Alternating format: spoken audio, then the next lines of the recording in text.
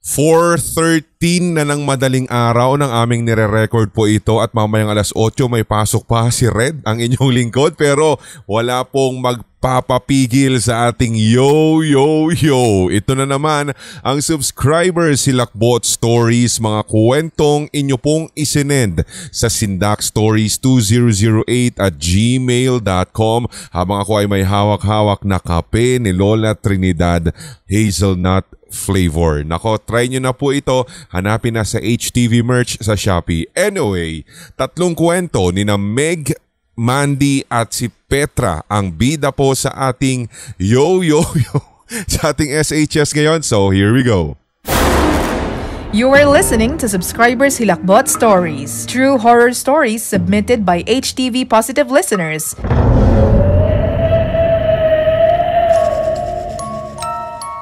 So ito pong si Meg ay ilang beses na pong nag-send sa atin ng kanyang kwento. Well, in fact, na-i-feature na po natin yung isa o dalawa sa kanyang kwento sa mga previous episode ng SHS at yung iba ay naging regular na. So maraming salamat sa iyo, Meg, dahil isa ka sa mga masugid at talagang abang na abang sa ating mga kwentuhan dito, lalo na sa SHS. So sabi niya, ito namang kwentong ito ay nangyari noong 2017 nang magbakasyon ang mga amo ko, kung kaya ang naiwan lamang sa bahay ay ako at ang 2 anak niyang lalaki. Isang binata at isang 11 years old nung time na yon. Wala po akong masasabi o kaya reklamo dito po sa mga anak ng aking amo sapagkat mababait at marespeto po itong 2 ito. As in yung tipo bang makakatulog ako na bukas ang pinto ng kwarto ko at wala pong magwawalang hiya sa akin. Siguro baka nasisense nila na kapwa nila ako barako. But anyway, ako nga po pala ay member ng LGBT at isa po kong lesbian. Pero never pong naging issue sa mga amo ko ang pagiging ganito ko dahil talaga namang punong-puno ng pagrespeto ang pagtatrabaho ko sa kanila. At ang sabi nga ng aking madam, safe daw siya dahil puro barako ang kasama niya sa bahay. So ayun na nga po, nang magbakasyon na nga ang mga amo ko, sumunod yung 2 anak na lalaki niya. And then after 3 days, at dahil wala yung amo ko, mahigpit ko po na sinisigurado talaga na nakakandado ang lahat ng pinto maging ang aming mga bintana. As in tini-triple check ko siya. Nung madaling araw, bandang 4:00 na iyon, umalis na sa bahay yung 2 anak na lalaki ng amo ko. Inihatid ko pa nga sila sa main door at pagkaalis nila, muli kong inikutan lahat ng pinto at bintana upang makasigurado na walang naiwang bukas o hindi nakakandado o nakalak na pinto. At pagkatapos ay bumalik na ako ng kwarto upang ipagpatuloy ang pagtulog ko since masyado pang maaga para ako ay magsimula ng trabaho ng araw na yun. Sa aking pagkakatulog, naalimpungatan pa po ako. Kasi meron po akong naramdaman na para bang may humahawak sa katawan ko. Pilit ko pong idinidilat ang aking mga mata. Naaamoy ko yung humahawak sa akin at amoy lalaki siya. Yun bang natural na tapang ng amoy ng isang lalaki, maski hindi pawisan. Yung ganun po yung naaamoy ko. So dahil doon ay kinabahan po ako ng sobra, Sir Red, at naisip ko kung meron ba akong nalimutang pinto na hindi nailak o bintana na hindi naisara. Or baka pinasok na ako ng driver namin na Indiano pero imposible dahil napakalayo nung inuuwian ng driver namin at imposibleng makapasok siya sa main door dahil ang sistema ng lock ng main door ng bahay ay kapag inilak mo yun from inside tapos hindi mo hinugot yung susi from keyhole, hindi mo yun mabubuksan mula sa labas kaya imposible na meron pong makakapasok. Hanggang sa bigla na lang akong nagising at sa maniwala kayo at sa hindi, amoy na amoy ko pa din sa kwarto ko yung para bang naiwang amoy ng kung sino man Yun bang sumira sa masarap kong tulog at since gising na rin lang ako ay lakas loob kong inikutan ang buong bahay. Ultimo sa kasulok-sulukan pero mag-isa lang talaga ako doon nung time na yun. As in ako lang talaga ang natira. Yun lamang po si Red at sa susunod ko naman po ikikwento yung ilan ko pa pong karanasan katulad nung ako po ay magpaplantsa na. Maraming salamat at more power sa page po ninyo at sa katunayan, lalo pong nagigising ang diwa ko sa mga kwentong naririnig ko sa inyong YouTube channel, lalong-lalo na yung iba pang mga kwentong sinisend ng inyong mga subscribers. Once again, ako nga pala si Meg, lagi pong nakasubaybay sa inyo mula po dito sa Saudi Arabia.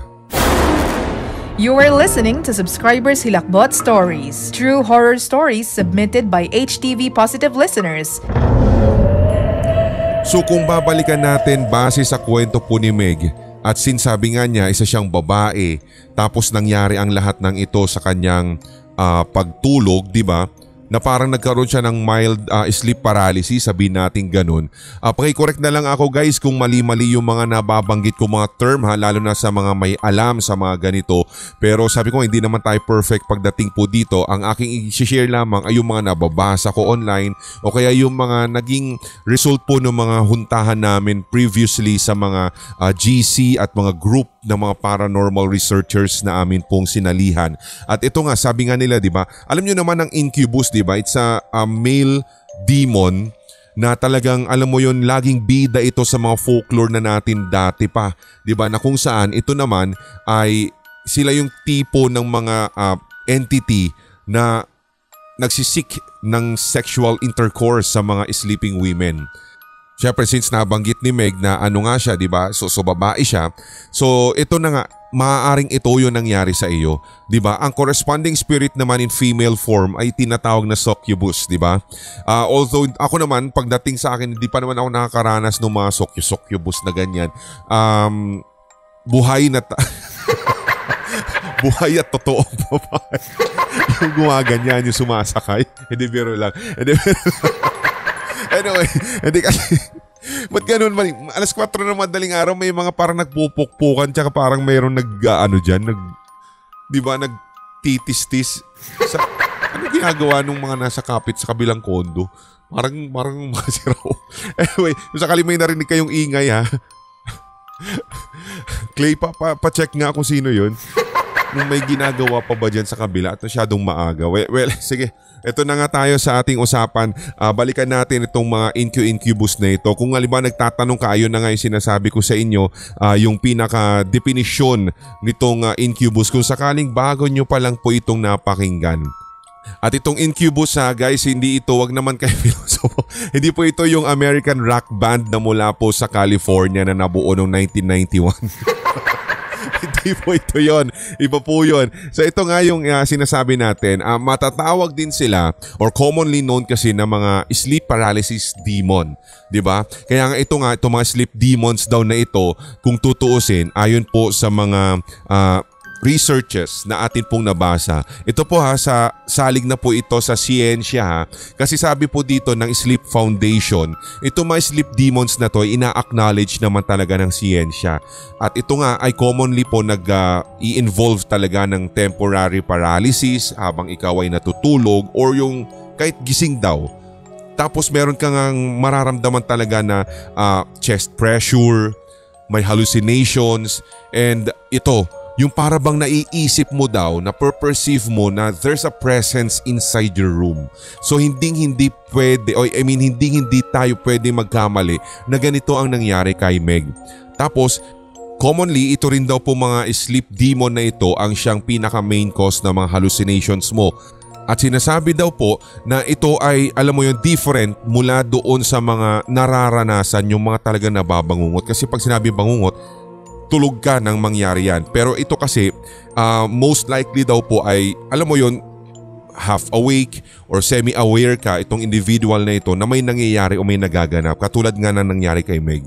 Tapos ang sabi nga nila, ayon po ito doon sa Sleep Foundation website sinabi na nila na to prevent this, mag-reduce ka daw ng mga bagay na nagkukos ng stress and anxiety at mag-relax ka daw muna bago daw matulog talaga. And of course, mag-improve ka daw ng sleep habits. Kasi alam nyo, kung atin pong i-discuss pa, yung pinakamalalim daw po na, alam mo yon na causes, syempre mag-i-involve na ito ng mga kung ano-ano mga hormones, yung mga role ng hormones mo, yung mga neurons, gusto nyo bang i-discuss natin ito dito? Hilakbot tas biglang naging scientific. Tayo na sa siniskwela. At totoo naman daw yun. Meron din kasi yung parang kung bakit daw nararanasan mo yung ganito, nagkakaroon ka ng mga hallucinations, is just because alam mo yun, nagkakaroon ka na ng cycle of fear and panic kapag nangyayari na sa iyo itong parang alam mo na merong pumapatong, alam mo yung mga parang may chest pressure ka na. Yung mga nabanggit ko na nga ng mga tila symptoms ba na ikaw ay alam mo yung dinadalaw ng mga sleep demons na ito. Ayun nga, yung parang pag nagkaroon ka na ng ganito, of course, marirealize mo na parang hindi ka na makakagalaw. Diba? Despite meron ka ng despite na na-alarm ka na merong hindi magandang nangyayari. Hanggang sa itong ang takot mong ito mag-i-escalate daw po or magti-trigger ng panic. Kaya yun, parang alam mo yung maninigas na lang lahat ng mga kalamnan mo at hindi ka na makakalaban pa. Diba? Ang dami na po talagang mga nag-send na sa atin ng mga kwentong ito. And mostly sa kanila, alam nila na may nangyayari. Gising pa nga yung iba, mulat pa nga daw yung iba, habang alam nila na, alam mo yun, parang may pumapasok sa katawan nila or alam nila na merong humahawak sa iba't ibang bahagi ng kanilang katawan, tas wala silang magawa although gising sila. Diba?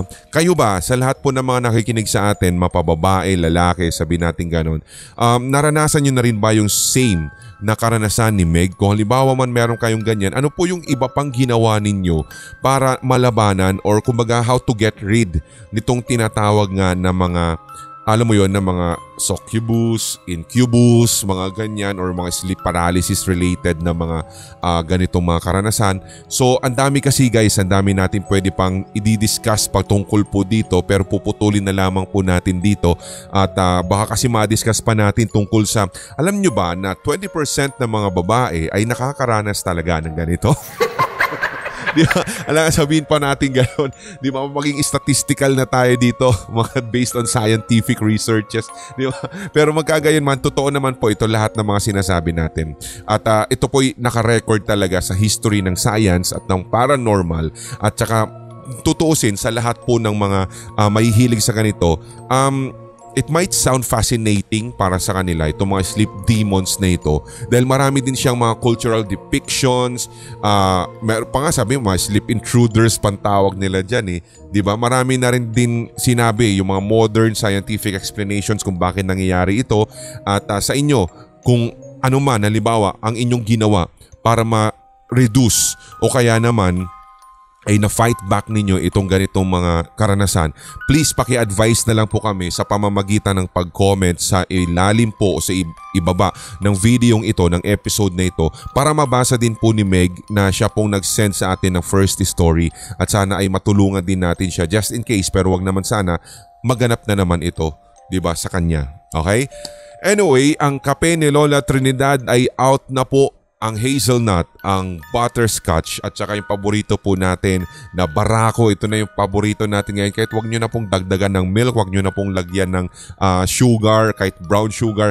Alam nyo yan, mas talagang magigising ka. Lalo ako kapag halimbawa, yun talaga totoo to kapag halimbawa may mga long drive, ganyan, or may mga dapat pagpuyatan. Yan, kape ni Lola Trinidad Barako po yung tinitake natin. Mas matapang pa to. Kaya kang ipaglaban, di ba?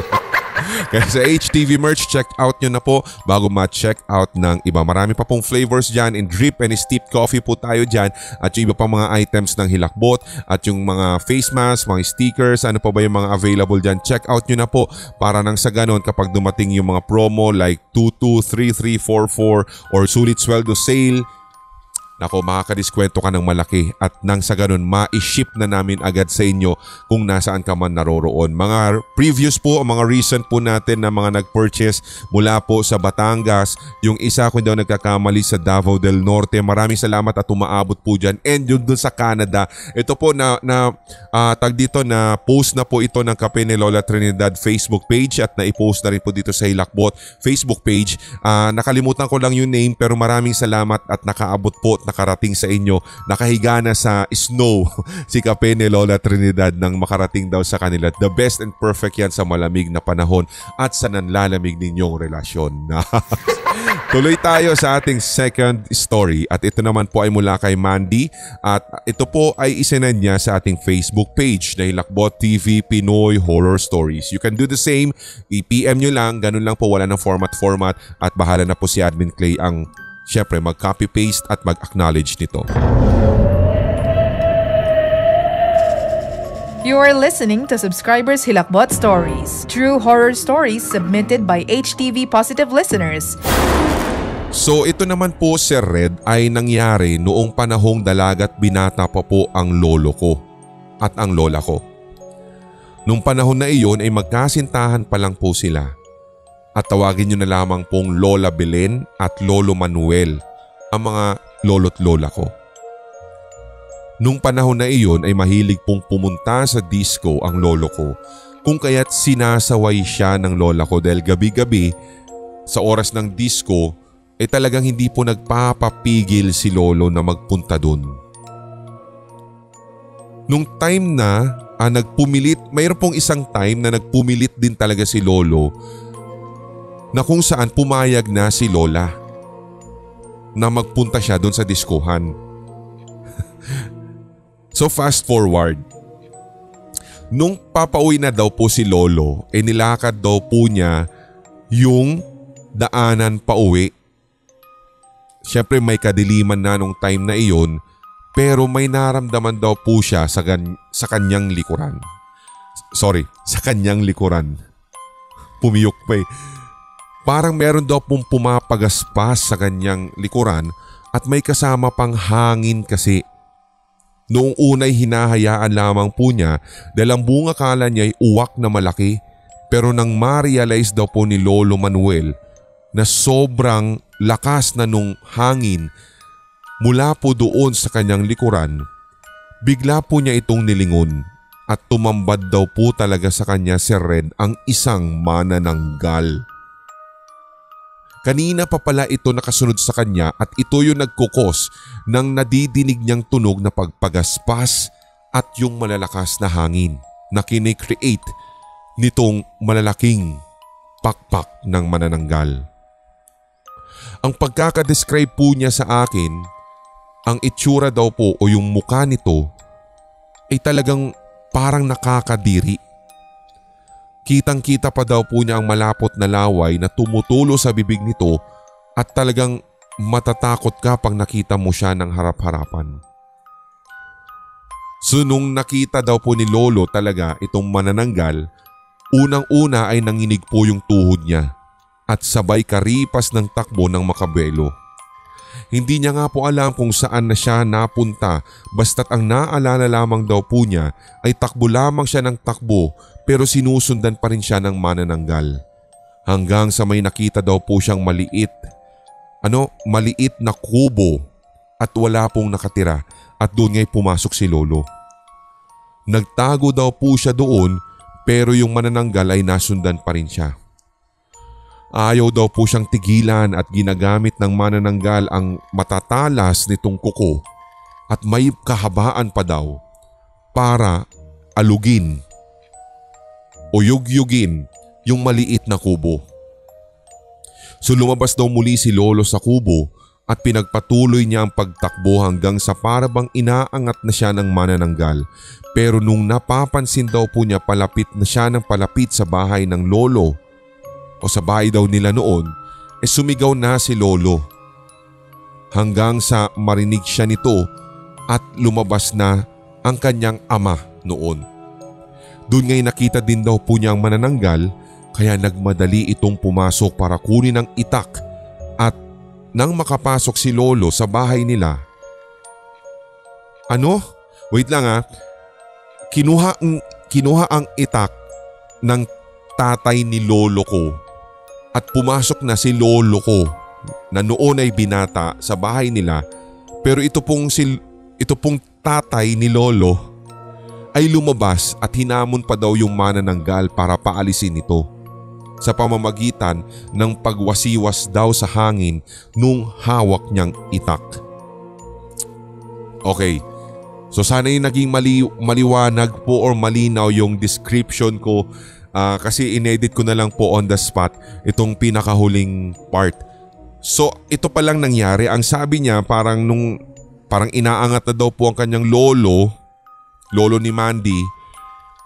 Nagsisigaw na daw po siya kasi natanaw daw ng lolo ni Mandy yung bahay ng tatay ng lolo niya.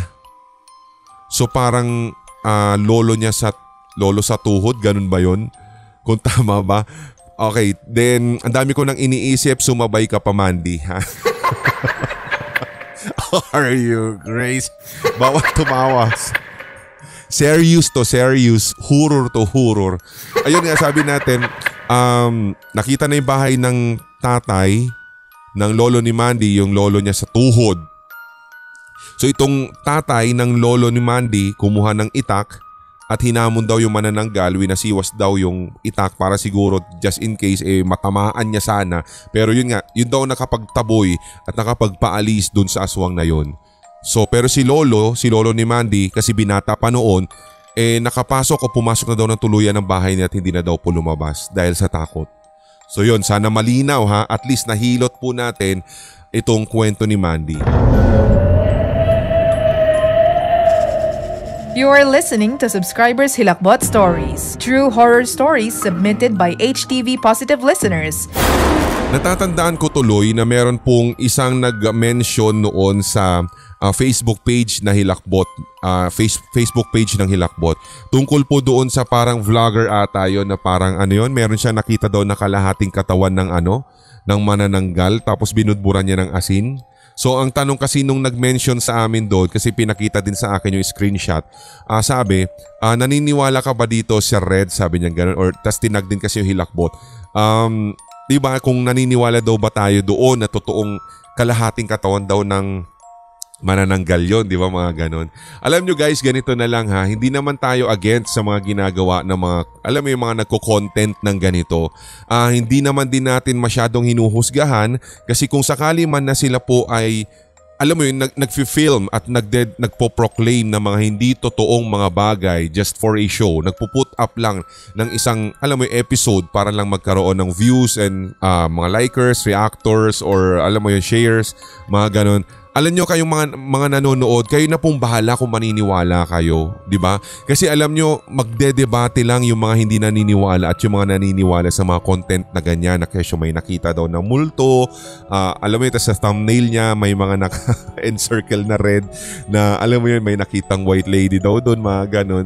Basta dito lang tayo naninindigan na ang mga multo daw po ay hindi naman daw talaga magpapakita yan kapag hinahanap ng mga kung alam mo yun, ng mga tao.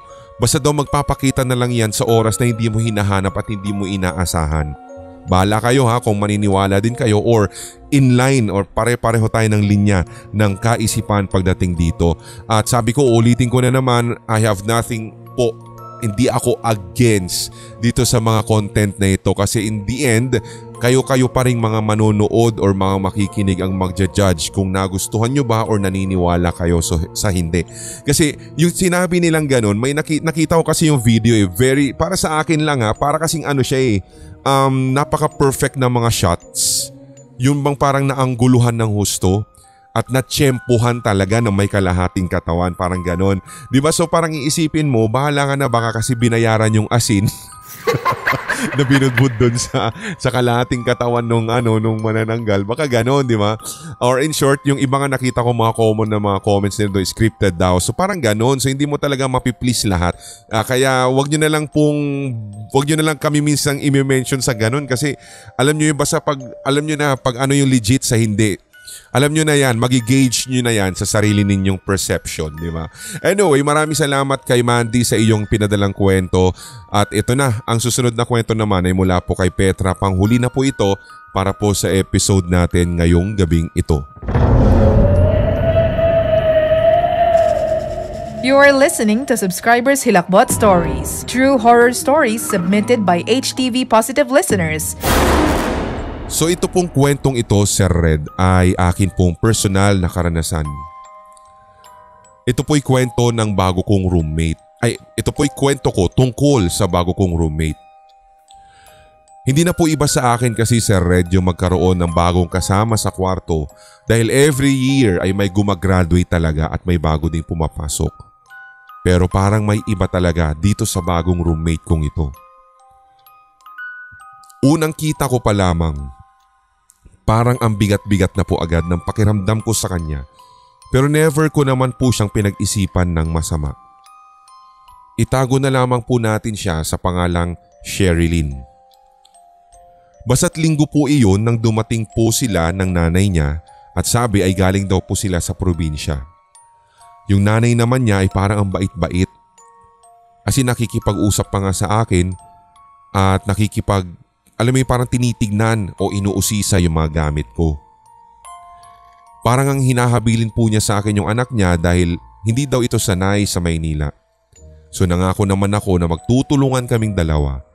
Pero umuwi na rin po yung nanay niya bago magtanghalian kasi yung mga kapatid niya ay naghihintay daw sa bahay nila. So nung kami na lang ang naiwan ay naging tahimik na po. Alam ko na mahiyain yung bago kong roommate. Kaya sa isip ko lang, nagtanong-tanong ako kung ano kaya o sino siya. Hanggang sa ako na po yung nag-open ng usapan. Napag-alaman ko na nursing yung kinukuha niya pero ang totoo ay gusto daw niyang mag-culinary dahil mahilig siyang magluto. Ang sabi ko naman, sa susunod kapag halimbawang naka-adjust na siya sa aming room o sa lugar na kung saan naroroon yung aming apartment, paglutuan niya ako para matikman ko naman ang kanyang luto. So fast forward. Meron pong isang pagkakataon na pang-apat na gabi na po iyon na inamin niya sa akin na siya daw po'y nag-i-sleep talk kaya wag daw ako magugulat. Pero inassure ko naman sa kanya na okay lang dahil talagang hindi ako nagigising sa mga kung anumang ingay dahil mahimbing talaga ako matulog. Sabi nga ni nanay ay parang nga daw po akong tulog mantika talaga. So nung gabi, hindi ko alam pero nagising ako kasi parang may umiiyak. Hanggang sa pagmulat ko, nakita ko po si Sherilyn na nakaupo. Tapos may sinasabing hindi ko maintindihan. Tinawag ko nga siya pero hindi naman po siya sumasagot sa akin, Sir Red.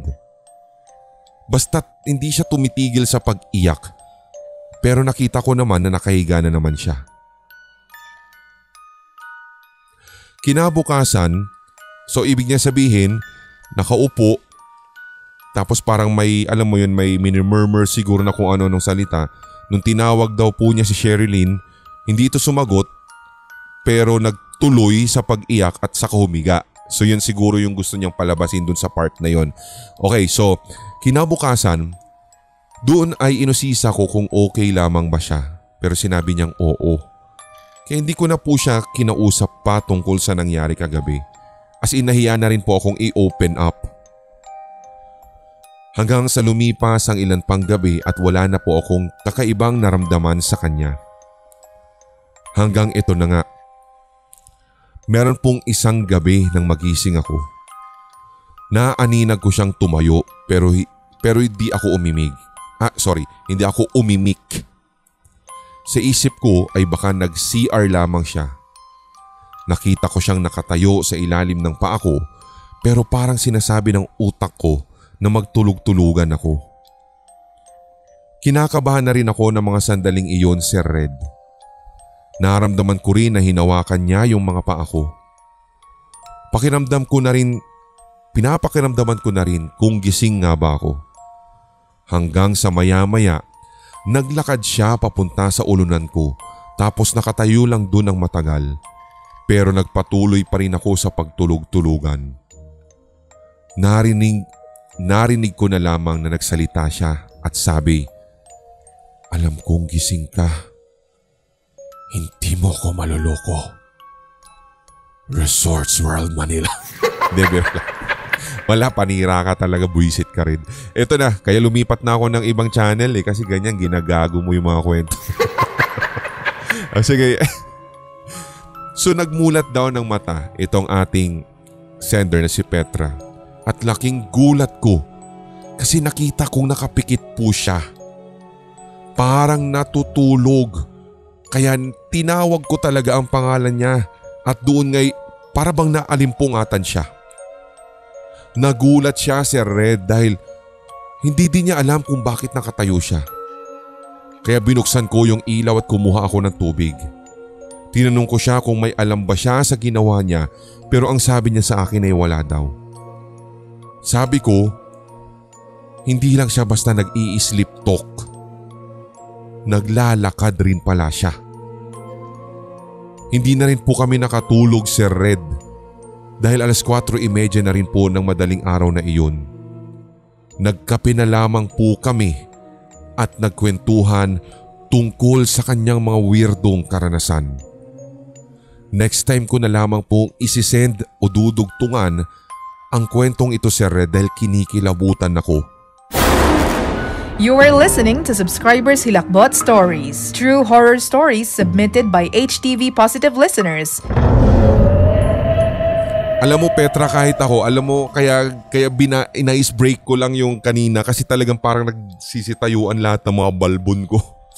Tsaka yung mga maliliit na balahibo ko sa batok, alam mo yun. Hindi ko alam kung ito ba'y na-feature na ba natin previously? Kasi parang ganito rin yung line nung sinasabi niya na parang, "Alam kong gising ka, hindi mo ako maloloko." I don't know kayo ba? Sa sobrang dami ko na rin po kasing na-record tungkol sa mga ganito, mga sleep talk, sleepwalk. Hindi ko alam kung na-feature na or sounds like or baka pareho lang talaga na ng senaryo at litanya. But anyway, magkagayon man, legit na nakapaghatid ng, alam mo yun, ng kilabot sa akin to. At ano nga ba yung nangyari pa kaya? Yun ang gusto ko malaman. Ano yung laman ng naging kwentuhan? Ano yung naging flow ng kwentuhan ninyo nung kayo ay di ba hindi na nakatulog nung 4:30 AM na yun? Di ba? Kasi mostly daw talaga kapag mga nag-i-sleep talk, sleepwalk na yan, talaga hindi daw po talaga nila ito alam. As hindi sila aware. Walang semi-semi aware, as in talagang totally akala nila himbing natulog lang daw ito. Pero hindi nila, alam mo yun, hindi nila nakokontrol. Doon nga ako minsan talaga namimisteryosohan. Alam mo yun, parang nakikita nila kung saan sila dadaan. Diba, nakakapasok pa sila sa mga pinto. Diba? Pero meron tayong isang kwento dati dito po sa Hilakbot. Yun bang parang hindi siya talaga dumaan sa pinto o bintana. Diba, na nang makalabas siya sa bahay, kundi diba tumagos daw talaga siya sa dingding. Diba? Alam niyo yon, yung kwento ni Mama Merla to sa pagkakatanda ko. Ito legit, as in alam ko na kwento ni Mama Merla. Pero ikaw magkaroon ka ng boardmate na ganito or roommate, diba kahit ikaw naman mawiwirduhan ka na, wag mo nang hintayin na meron pang mangyayari sa'yo na baka mamaya saksakin ka na lang ng kung anong matutulis dyan, lapis, ballpen, mga ganyan yung sign pen mo. Tapos ang reason lang is sleep talk. Diba? Kaya diba, alibaga ito pa, diba sabi niya nag-i-sleep talk daw siya, inamin naman niya. Pero biglang may sleepwalk na involved. Sabi mo sana doon sa roommate mo, iba din, sabi mo sa kanya. Diba? Akala ba sleep talk lang, bakit may sleepwalk? Abay sumasobra na yon. Hindi pwede. Pag ang usapan is sleep talk lang. Walang sleepwalk. Diba? Pero yun, nakakatakot. Legit yun. Maraming salamat sa third story nating ito. Kinilabutan ako ng malala dito, Petra. Sana dugtungan mo ito. Abangan namin yung susunod o yung konektadong kwento dito at kung ano yung naging flow ng usapan ninyo at ano pa yung mga ibang pag-aamin nito pong si Sherilyn ng kanyang boardmate. At kung kumusta na ba siya ngayon, nakakausap mo pa ba, ano na ba, magkasama pa rin ba kayo or graduate ka na rin, naiwan siya doon, nanatili pa ba siya doon? Ang dami kong question kasi bit ulitin eh. But anyway, maraming salamat sa lahat po ng mga patuloy na sumusuporta sa ating mga brother YouTube channel, si Hilakbot Haunted History, yung Chong Sisters, yun po yung ating yung recent na episode, kung hindi ako nagkakamali, nang i-record po namin ito. At syempre, ang ating Pulang Likido Animated Horror Stories. Palugiin nyo na lamang po yung subscribers niyan at saka syempre yung mga views ng ating mga episodes. Saka na lang po kami magpuproduce dyan dahil talagang alam nyo yun, enough money talaga, kay budget talagang kailangan namin para sa mga animator. But ito rin sa mga Sindak short stories na listeners natin, maraming salamat dahil kahit papaano naka 875 subscribers tayo from the previous months. Yes po, slowly but surely darating din tayo, magpo 40k subscribers din tayo dyan. At ganun din sa lahat ng mga nakikinig sa atin, syempre sa ating Red Diaries Tagalog Love Stories. At sana po ay palaguin nyo rin po yung mga makikinig at i-share nyo lamang po sa ibang platform para alam nyo yun, ma-discover din po tayo ng iba. Malaking bagay po at malaking tulong po kayo sa mga ganitong mga content na ginagawa natin, mga audio narrations at syempre pa para mas makilala din lalong lalo ng Hilakbot TV Pinoy Horror Stories sa mga upcoming natin mga series na alam na po ng mga channel members kasi pinost po ito na January 1. Sinabi na po namin kung ano yung mga heads up, kumbaga kung ano yung mga upcoming series at mga stories natin dito. By Draven Block exclusives po tayo, mga gabi ng lagim pa rin po, susunod na yan. More on aswangan ng tema nitong gabi ng lagim, nakakatakot, extreme horror stories, promise namin sa iyo, pagagandahin namin ito. At sana nga no, maabutan nyo at ganoon na rin mga channel members, maraming salamat for making this episode possible at ganoon na rin sa mga regular silent listeners at sa lahat po ng mga nagpapadala pa. Kapit lamang po sa matigas, himas lang sa madulas, mahina ang kalaban, pero ika nga slowly but surely ay mababasa din po natin ito either dito sa SHS or sa isang regular episode as compilation. Pinipiyok na talaga ako, antok na to eh. May pasok pa tayo mamaya pero maraming salamat sa inyong pagtutok at sa pakikinig. Tuloy-tuloy lamang po ang hawaan para wala ng galingan at lahat tayo ay solid. HTV Positive. Love you guys. May mga kwentong kababalaghan o mga karanasan kang kahilahilakbot na nagmumulto sa iyong memorya? Ibahagi na yan sa pamamagitan ng voice message o kaya i-type at i-send sa sindakstories2008@gmail.com. Maaari ring i-private message sa Hilakbot TV Facebook page. Ating pagkwentuhan ang inyong real paranormal experiences kasama si Red.